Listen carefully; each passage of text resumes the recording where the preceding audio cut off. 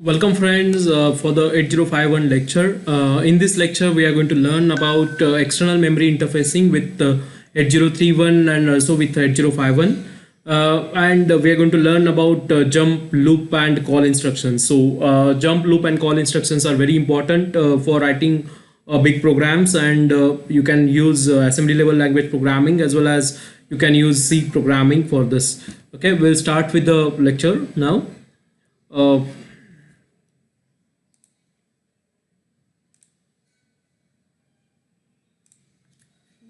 Okay, so looping instruction. So first of all, we will see a looping instruction for repeating the sequence of instructions a certain number of times. We use the looping instruction. So if you want to repeat this sequence for a certain number of times, then we need to use this loop.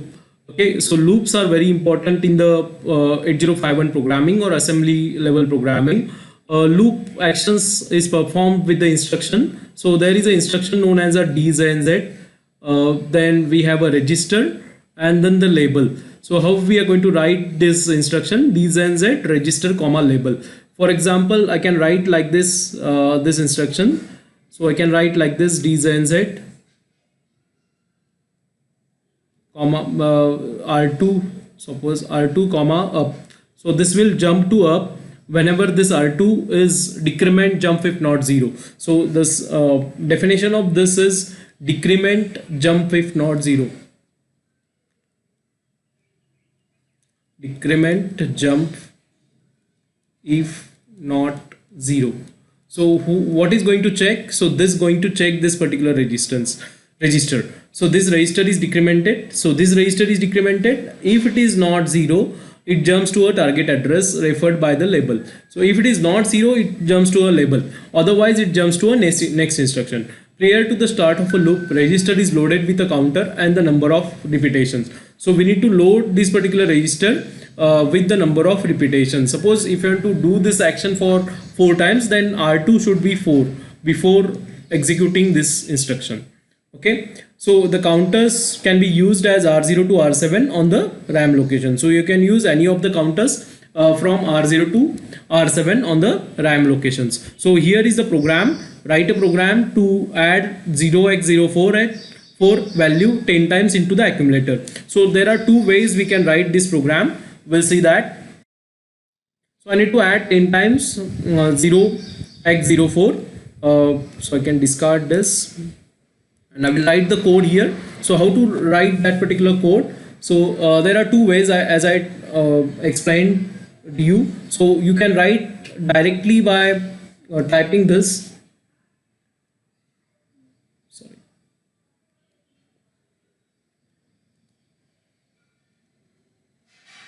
org 4 times 0h sjump to main, and then I will start writing a main here. Then I need to add what is the problem statement.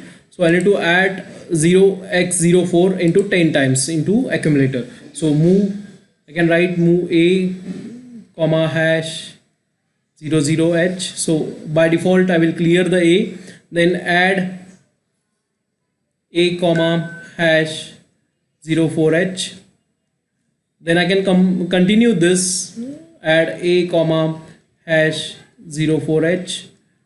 Again add a comma hash 04h. What this will do, I need to continue this till 10 times. So here it is 3 times, another 7 times I need to continue, and finally I need to write last statement as add a comma hash 04h again, and move that data to some another location, suppose move R5 comma a. So this will loads that result into accumulator. What this will do, this transfers the result into accumulator. This transfers the result into accumulator.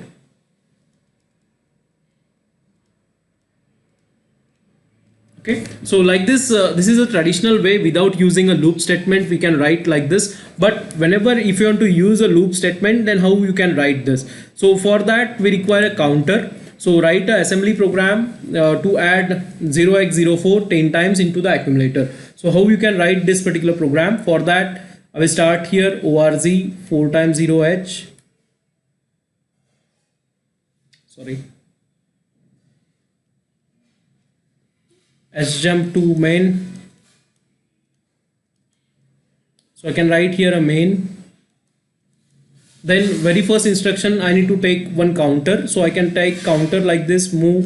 Suppose I am using R0 comma hash 10. So I need to do this 10 times. So I should not write H in front of this, otherwise it will be a hexadecimal value. It will be a 16. So only 10 is a decimal now. Okay. Then I can write like this. So I need to clear A first. So I can use instruction clear A. Then move. Sorry. So I have already loaded the counter. Then I need to add that thing. So what the instruction I need to write? I need to write the instruction add A comma hash 04. Add A comma hash 04H. Sorry.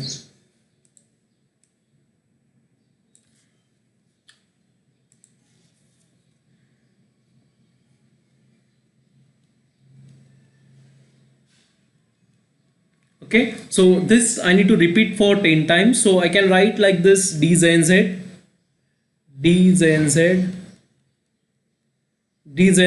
where is my counter? Counter is my in R0 comma up. So where this up should be here.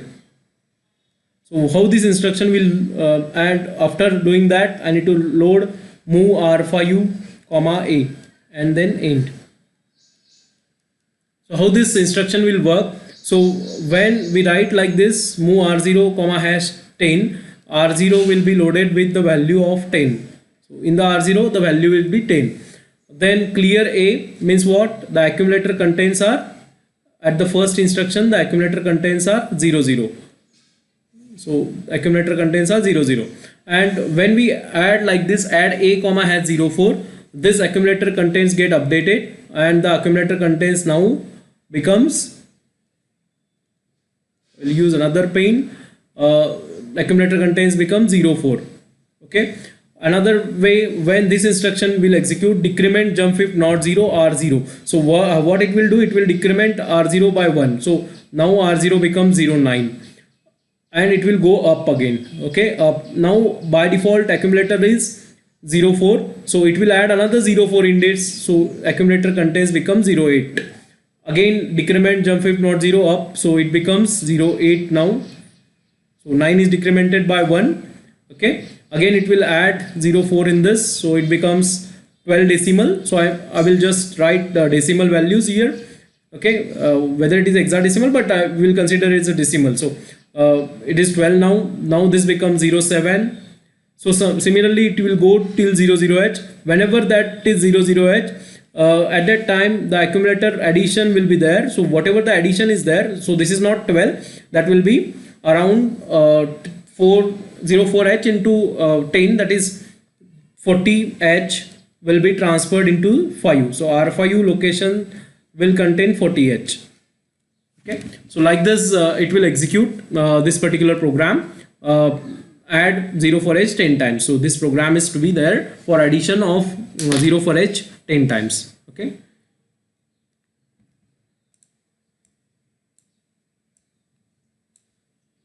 All right, so we'll move forward. Okay.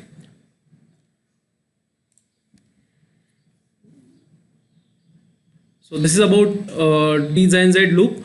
Now if you want to repeat the loop action for more than 256 times, we can use a loop inside the loop which is called as a nested loop. We can use a multiple registers to hold the count, and we can use that particular loop like this. So suppose the program is write a program to load accumulator with the value 55H and complement it for 700 times. Suppose if you want to complement the accumulator 700 times, then we cannot load a single register with the value 700. So only 255 is the maximum count we can load. But for this we can do like 10 into 70. That is possible. Okay. So how we can write that? So we'll see the program for this. write a program to load accumulator with the value 55H and complement it for 700 times. So very first thing, I need to load the accumulator with the value 55H. How to do that? So I will take this, I will divide this 700 like this, 70 into 10. So I can load this 70 into R0 and 10 into R1. Okay, I'm going to use two registers, R0 and R1, and I'm going to use nested loop. So okay, so here is the code. I'm going to explain you the code, how this will work. So here we have to load first accumulator with 55H. So this instruction will load move a comma hash 55H will load accumulator with the value 55H. So accumulator contents are now 55H. So we'll have the value here 55H into accumulator. Now move R3 comma hash 10. So R3 will be loaded with 10 value. Okay, here instead of R0 and R1 I have used R3 and R2 in the program. Okay, so we'll not take R0 and R1, we'll take R3 and R2. Okay, so in this instruction again R2 comma hash 70. Okay, R2 comma hash 70 will load R2 with the value 70. So R2 contents are now 70. Okay, so CPL A will complement the accumulator. So accumulator contents are 55. After that instruction, the accumulator contents will be AA because it's going to complement the accumulator. And DZZ R2 comma again. So this is the loop. In this loop, it decrement R2 only. So R2 are 70. 70 means it's 69 now. So it will decrement the loop by 69 and then it go to again. So it will execute this particular line. Again it will complement it. Again the A becomes 55. It will loop for 70 times. So this repeats for 70 times. So these two loops. Again after 70 times it's completed. It goes to, again it will decrement R3 by 1. So R3 is 10 times. So again it goes to a next. So in the next we are loading again R2 by 70. So R2 goes on decrementing. Once it comes to a 0 0, again it will be reloaded with a 70 and again 10 times. So it will do 70 into 10 times. So this is the program for loading 55H into accumulator by 70 times. Okay, so we are clear with the program. Next thing, we can have a conditional jumps. So for the conditional jumps we can use the labels. Okay, here is the example jump if 0 and the label. So here move a comma R0. So R0 will be loaded with a accumulator will be loaded with the value of R0.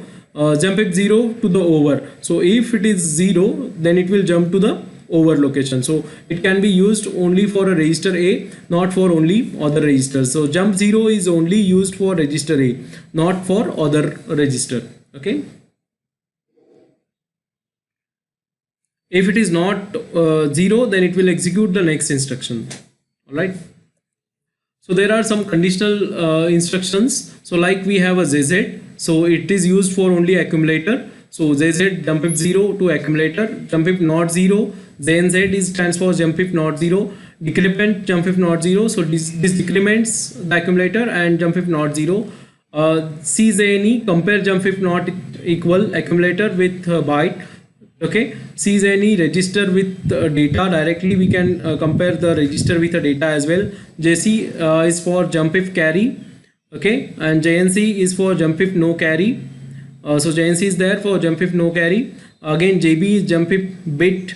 Okay, a particular bit we are going to check. Jump if no bit. Okay, this is used with the port registers or port values as well. And jump if bit and clear the bit. JBC stands for jump if bit and clear the bit. So whenever the bit is there, that particular bit is set, then after that it will clears that particular bit. Okay, so these are the instructions, that is conditional jump instructions. Okay, so next is unconditional jump. So there are two unconditional jumps available. Okay, one is long jump and a short jump.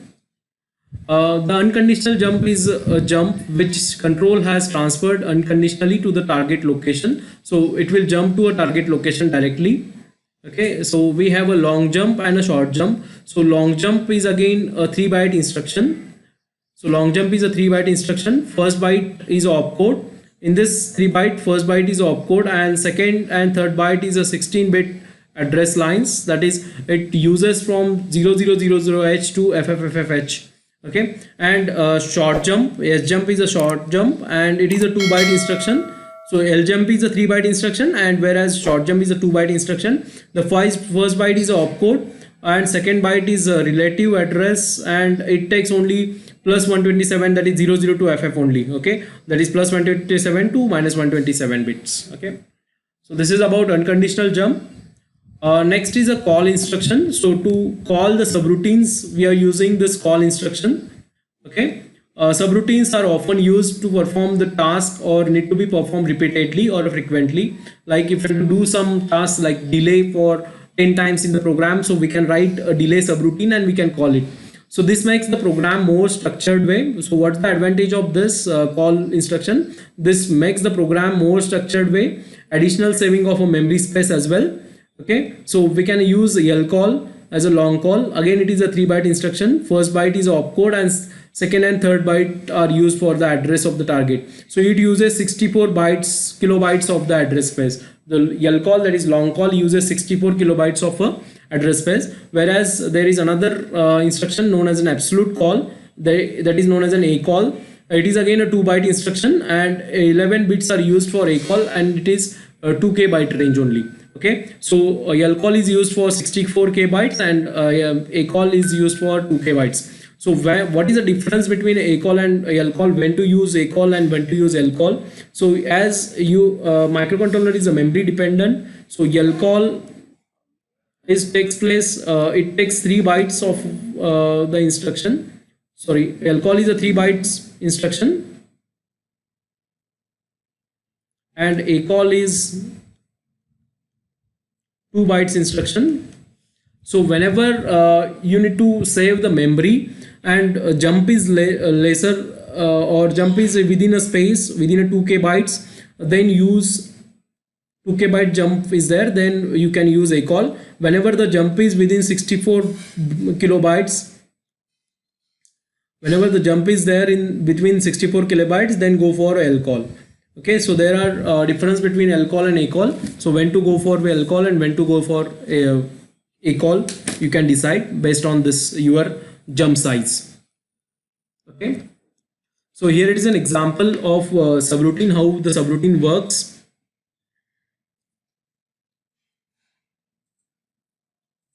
Okay, so very first line here we have org00h. So this is origin of a program. Move a 55h will be loaded. So we are transferring that data to a port 1, a port 1, lcall delay. Here it is a long call, so it will jumps to the delay routine here. So delay is available here. So delay is located at some memory location 300h. It loads the value R5U with FF, and it decrement that R5U to 55 times, and it returns back. So return is the instruction used to jump back from this particular memory location towards back to.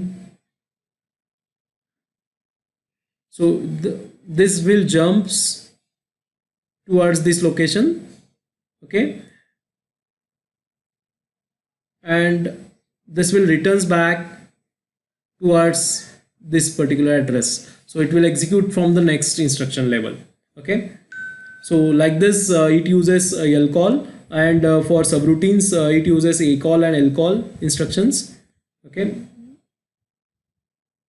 then again move a hash 0ah, call p1 to a, again lcall delay. The same routine has been executed again. The same routine has been called and same routine has been executed with this. So it jumps towards this. Again it executes to 55 times this one, and again returns back toward this instruction. Again it jump back. So back is available here. So this loops like this.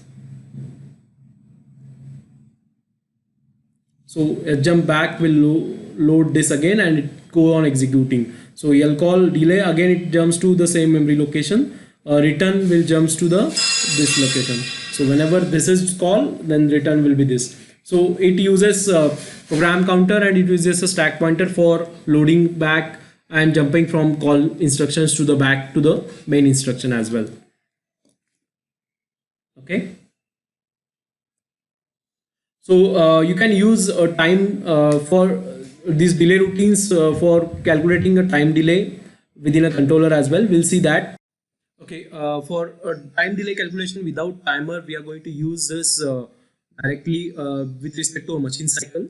And here we can see that CPU executing the instructions task certain number of clock cycles. So that depends on a clock cycle again. Okay, so these are referred as a machine cycle. So how the CPU executes your code, that is referred as a machine cycle.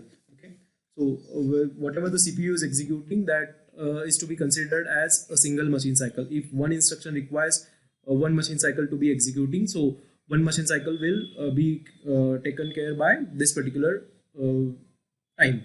Okay, the length of machine cycle depends on the frequency of a crystal oscillator connected to 8051. So again, the frequency of crystal oscillator is very important in case of a timer and in case of a working of 8051, because the frequency gives actually a clock to the CPU, and then the CPU executes. In original, the 8051, in original 8051, one machine cycle lasts for 12 oscillation periods. So we have one machine cycle with a 12 oscillation periods. Okay, so we have 12 pulses with one machine cycle. So we can have internal divide by 12 network. So in this case of 8051, so the standard frequency or standard what we call standard crystal oscillator frequency is 11.0592 megahertz, and there is an internal divide by 12 network. So it comes to be 921.6 kilohertz. So when we divide 11.0592 megahertz divided by 12, that comes to be 921.6 kilohertz. So we can have T is equals to, there is an equation, T is equals to 1 upon F. So 1 upon F, so we can have a F now. So F is 1 upon 921.6 kilohertz. So that comes around to be 1.085 microseconds. So this is the one machine cycle time. So for 8051, it takes 1.085 microseconds as a time. So it requires near about 1 microsecond. So that's why it is known as a microcontroller. Okay, so this is the reason why this is known as a microcontroller, because it takes one machine cycle 1 microseconds. Okay, so again we can have here multiple instructions which takes how many machine cycles and all. So if you use like this instruction move a R3 comma hash 55, like this is an immediate data type instruction and we are loading 55 decimal into R3. So this takes one machine cycle. So time required to execute this instruction is 1.085 microseconds. Okay, so DEC R3, so this is DEC R3 stands for decrement R3. So again it takes one machine cycle. So 1 into 1.085 microsecond. Again it total time is 1.085 microsecond. DZZ R2 comma target. Okay, so it will decrement the R2, and if it is not 0, then it will jump to a target. Till it will not be 0, then it will jump to the target. So it takes 2 machine cycles for executing this instruction. So 2 into 1.085, that is 2.17 microseconds. Again LJMP, that is long jump, takes 2 machine cycles. Okay, so 2 into 1.085, again 2.17. SJump again take 2 machine cycles. So that 2 into 1.085, that is again this is 2.17. NOP stands for no operation. So again no operation takes 1 machine cycle. So 1 into 1.085 microseconds, that is 1.085 microseconds. And multiplication takes 4 machine cycles. So multiplication of AB will multiply A content A with content B, then this will take 4 machine cycles. So that is total time required to execute this particular instruction is 4.34 microseconds. So this NOP instruction is there. So NOP means no operation. So it will not do nothing, but just it creates the delay or adds the delay in programming. Because if you write one time this NOP, it consumes 1.085 microsecond CPU time. So why? Because it is a 1 machine cycle instruction, and for 1 machine cycle it 1 into 1.085 microseconds. Okay, so like this it will create a delay, and whenever you are using NOP, it just provide 1 machine cycle delay or 1.085 microseconds delay. Okay, all right. So here is an example. Find the delay in this program. So how to find the delay in this program? So for finding the delay, we need to calculate the machine cycles required for this particular thing. So we can have that is again dependent on this particular crystal frequency. So as I have already informed that we have here a microcontroller. Okay, so internal divide by 12 network is there in the microcontroller. So we are going to attach the crystal frequency for it. Okay, so this is my crystal and that is attached, and this crystal is 11.0592 megahertz, and the crystal is there. So we can have a clock frequency as 921.6 kilohertz. Okay, and that comes around 1 upon f, that is equals to 1.085 microseconds. Okay, so this is a time it takes to execute. Okay, so we can have here so actually we need to calculate the delay for this particular instructions only, delay routine. So here we are transferring 55 into accumulator. Okay, and that data will be moved to the port 1. A call delay, the absolute call and delay. So once it calls this delay, so what it will do, it jumps to this program routine will jumps towards this particular point. So it start executing this. Okay, it start executing this means what? So we can have machine cycles. Move R3 comma has 200. So this byte requires one machine cycle. Okay, DZNZ, as we have seen, DZNZ R3 comma here will take 2 bytes. So this is 1 byte, this is 2 byte, and return will take another 2 bytes.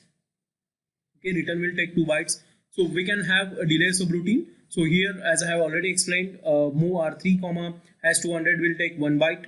DZNZ R3 comma here will take 2 bytes, and RAT takes 2 bytes. So this will execute 200 times. So that's why this, how we can calculate, that is 1 plus 200 into 2.